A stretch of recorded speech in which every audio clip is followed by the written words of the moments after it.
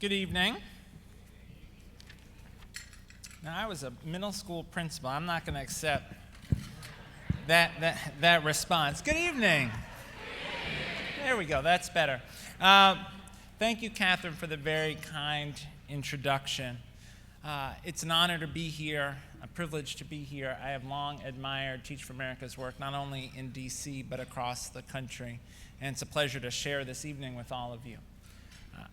We are all here because of a deep commitment to the principle that education can be the difference in children's lives, that education is our best path as a country towards equality of opportunity, that education is the place where we can invest our hope about the future of our country.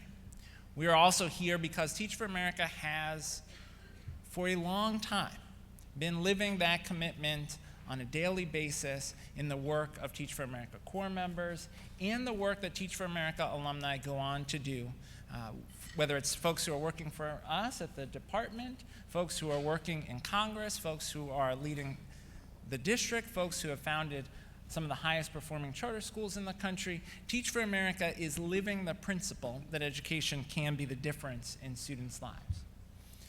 And so it's a pleasure to be a part of celebrating that commitment. And I want to take the opportunity, maybe because I started out as a high school social studies teacher and can't resist putting events in historical context, to try to situate the work that Teach for America has been about and is about in our nation's history. Dr. Martin Luther King, once said to his children, "I don't ever want you to forget that there are millions of God's children who will not and cannot get a good education.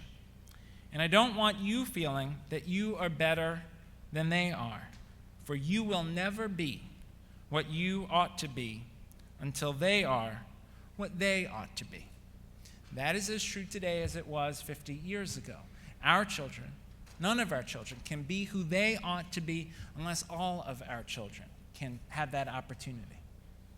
And so that's what Teach for America has stood for, and that is why it is so important to celebrate the difference Teach for America is making in communities across the country.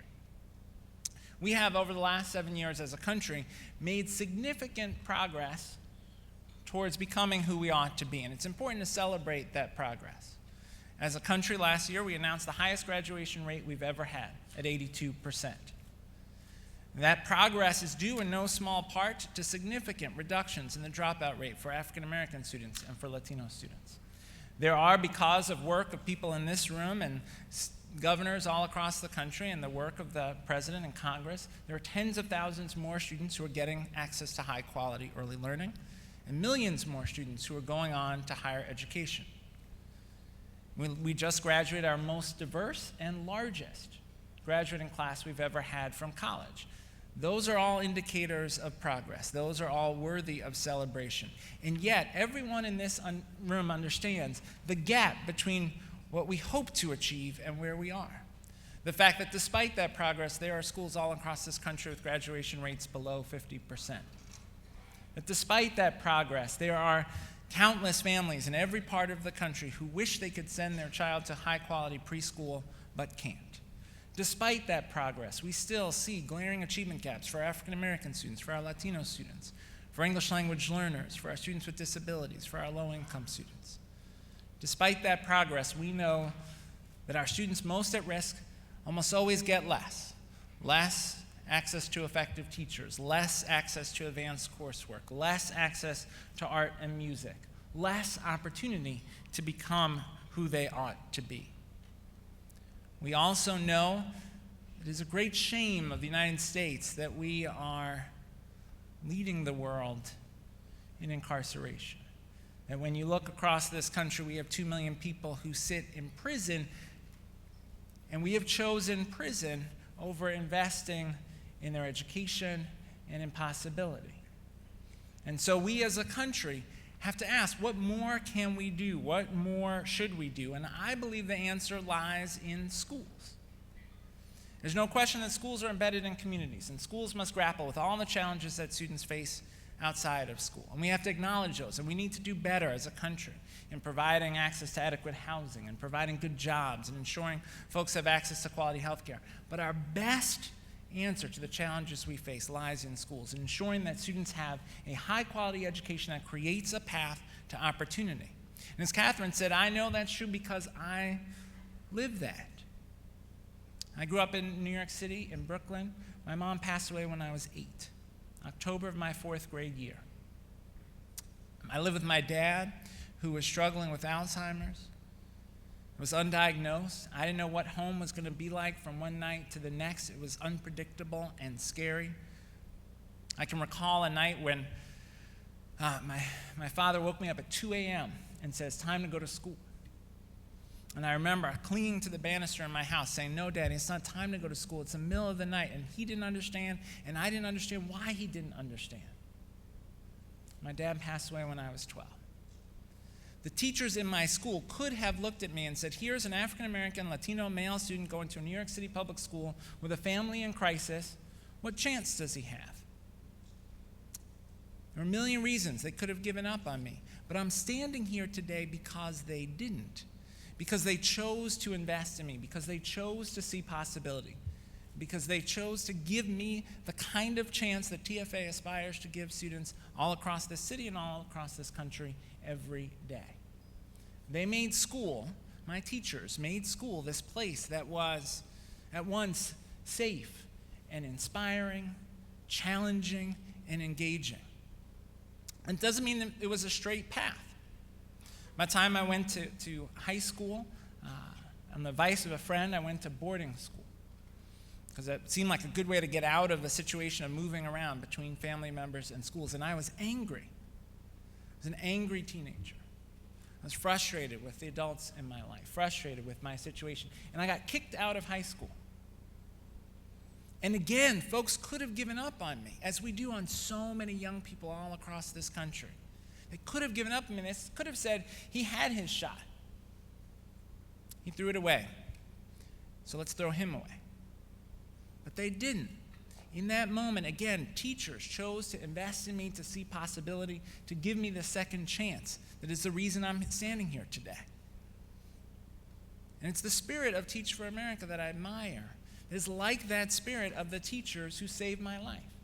It's the spirit that says we've got to focus on planning rich, engaging instruction every day. That we're not just trying to equip students with academic skills. We're trying to build their socio-emotional skills, build their ability to solve problems, to be resilient, to collaborate with peers. The spirit that says school is a place that needs to be fun and interesting. That we want kids to get home so excited to say, this is what happened today, this is what we did in class today. And that's what teachers did for me. Mr. Osterwell, my teacher who looped with us in 4th, 5th, 6th grade, he made school this place that was interesting and engaging every day. We did productions of Midsummer Night's Dream, Shakespeare in elementary school, Alice in Wonderland and Through the Looking Glass. Imagine me with big felt petals coming out of my head because I was the rose in Alice in Wonderland. But I remember it like it was yesterday. We memorized the capital and leader of every country in the world. We read the New York Times every day.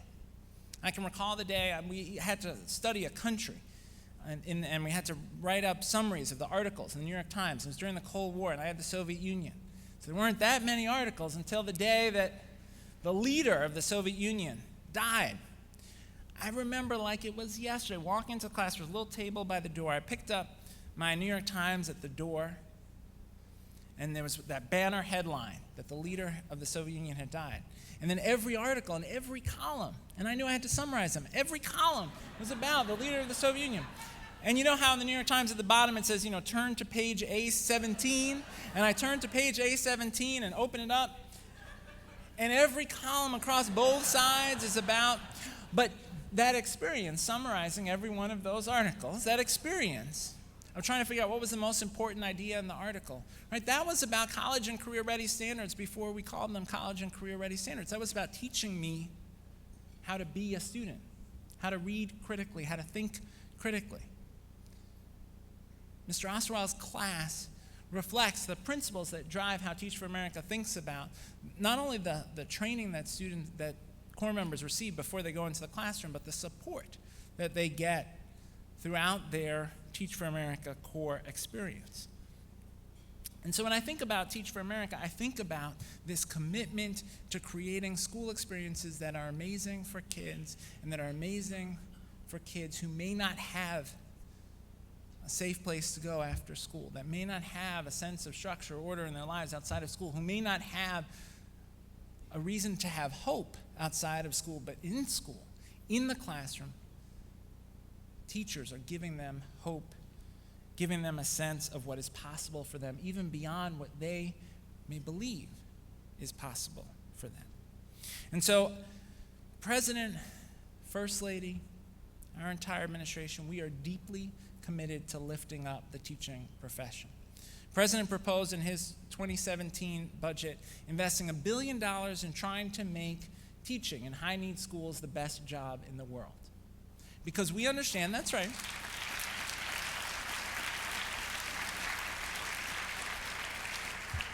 because we understand that to lift up teaching means we've got to have outstanding preparation. We've got to make sure that every teacher is prepared to work effectively with English language learners, that every teacher is prepared to work effectively with students with disabilities, that every teacher is prepared to help their students meet high, challenging college and career-ready standards. But we also understand that it's not just about preparation, it's also about support. And the kinds of coaching and feedback that Teach for America core members get during their core experience, that's critical. Every new teacher should get regular coaching and support and mentorship and opportunities to visit classrooms with master teachers. We also know that teaching needs to be a profession that you can see growth over the course of your career, that you know you're going to get high-quality professional development and opportunities for continuous improvement and opportunities to lead from the classroom. So the President proposed investing in teacher leadership and teacher career ladders, and the notion that teaching as a profession needs to create the possibility to coach your colleagues, to mentor new teachers, to contribute to policy discussions at the school and district and state and federal level. And so we're committed to using the time that we have remaining to lift up teaching. We are also committed to ensuring that as the country implements the new Every Student Succeeds Act, our new federal education law, that we do it in a way that supports teachers in their classrooms. Again, a bit of historical context. That Every Student Succeeds Act, which the President signed in December, is the reauthorization of the Elementary and Secondary Education Act of 1965.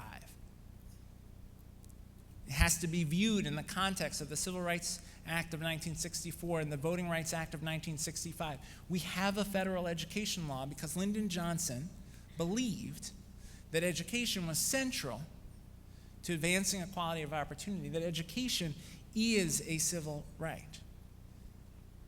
Lyndon Johnson was a teacher. He signed the Elementary and Secondary Education Act in front of the one-room schoolhouse he had attended as a child. Standing next to him was the teacher who had taught him in that one-room schoolhouse. Lyndon Johnson understood the centrality of teaching to educational effectiveness.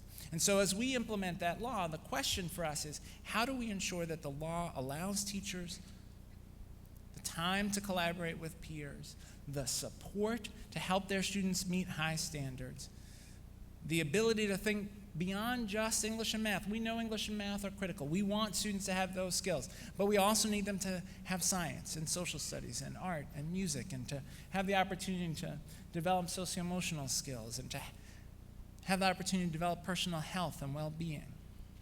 Right, as we implement that law, we want to make sure that states act when schools are struggling. One of the powerful elements of the Teach for America ethos is the notion that teachers, school, can be the difference, and that if students are struggling, it is not enough to say, well, look at where they come from. Right, the question is, what are we going to do here in school to create possibility for them? And so as we implement this new law, critical for us is the notion that states and districts have a responsibility to intervene when schools are struggling.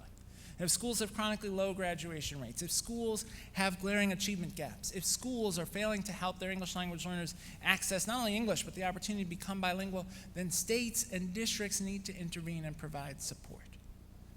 And so it's critical for all of you as supporters of Teach for America to engage in the local conversations around implementation of this new law. Whether it's in Maryland or in D.C. or in Virginia, we need implementation of this new law to honor the civil rights legacy of the law, to truly get us closer to the vision of equality of opportunity through education. Part of accomplishing that vision, and a place where I want to celebrate the great work that Teach for America has done in recent years, particularly under Elisa's leadership, is the work to ensure that we have a diverse teacher workforce. Hugely important. We know that teacher diversity matters for students. It is critically important that students see role models, see opportunity in the paths that their teachers have chosen. It is also critical for white students to see teachers of color, to see teachers in leadership positions. It's not just about, that's right.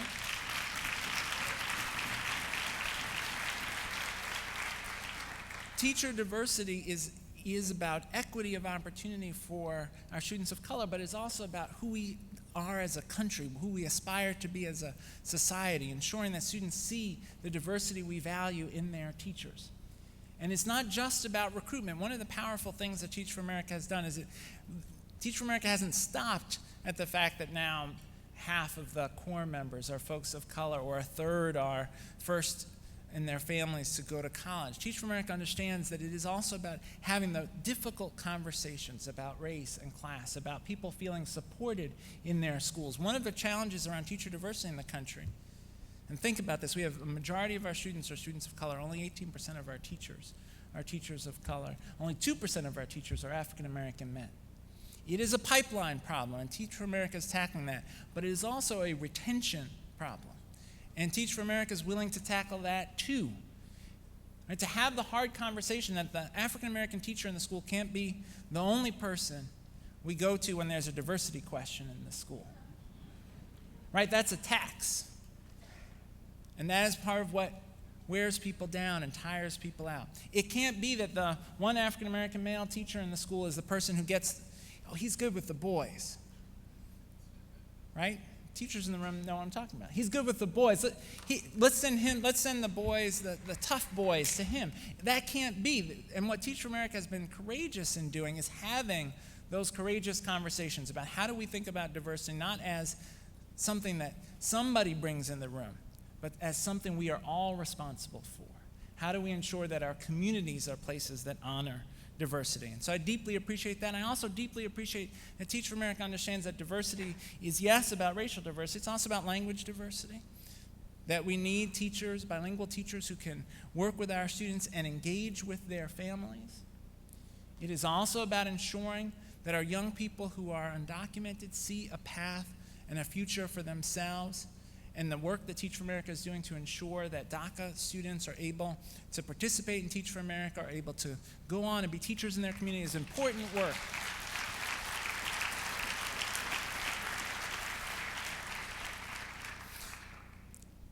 And so I want to return to King's words. Powerful to say to his children, you won't be who you ought to be. You, my child, in whom I'm so invested. I mean, think about that. If there are other children who do not have the opportunity to be who they ought to be. This is a powerful message. And Teach for America is to be commended for trying to live out the principle that we need to do more to ensure that every one of our children has the opportunity to be their best selves, to fulfill their promise. So I want to close with a story from my father. Now, Catherine mentioned that my father was a principal. He also was a teacher, an English teacher. And my father really liked to play basketball, and actually would play a lot with his brother. He was not as good as his brother, but he would play a lot of basketball on the weekend. And my father was playing basketball with his brother, and he broke his wrist. So he came into school on Monday with his wrist in a cast, and came into the main office, and the principal said, you got to go home. And my father said, what do you mean? And the principal said, well, there's a regulation. You can't teach with a cast on. And my father said, that's ridiculous. I'll be able to teach fine. It's irrelevant that I have this cast. And the principal said, nope, sorry, that's the rule. So my father walked up, and if you've been in a New York City public school, the older buildings have these huge, very high counters, usually in the main office. And my father walked up to the counter, and he smashed the cast on the counter, and he brushed the pieces in the trash can, put his hand in his suit pocket, said, I'm going to go teach my class. And so when I was a kid, whenever somebody in the family said something was too hard or too difficult or they weren't sure they could do something, my father would hold his wrist and just look at it, and he'd say, I think it's going to rain tomorrow. And the message of that was my father's incredible sense of urgency that school saves lives.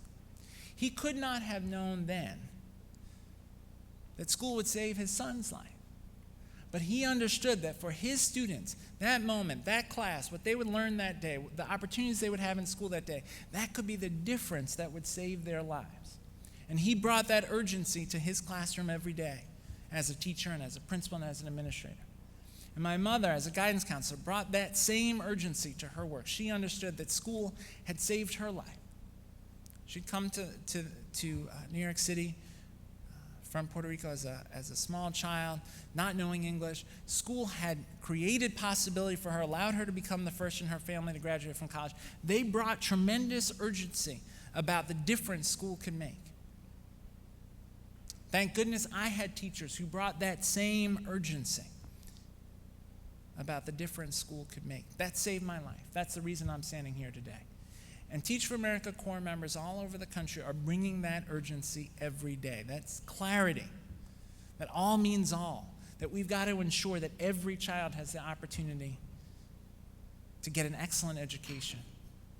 And so I'm, again, deeply honored to be here, deeply honored by the commitment of everyone in this room to the role that education can play in our future as a society, and the simple principle that we will not be who we ought to be until all of our children have the opportunity to be who they ought to be.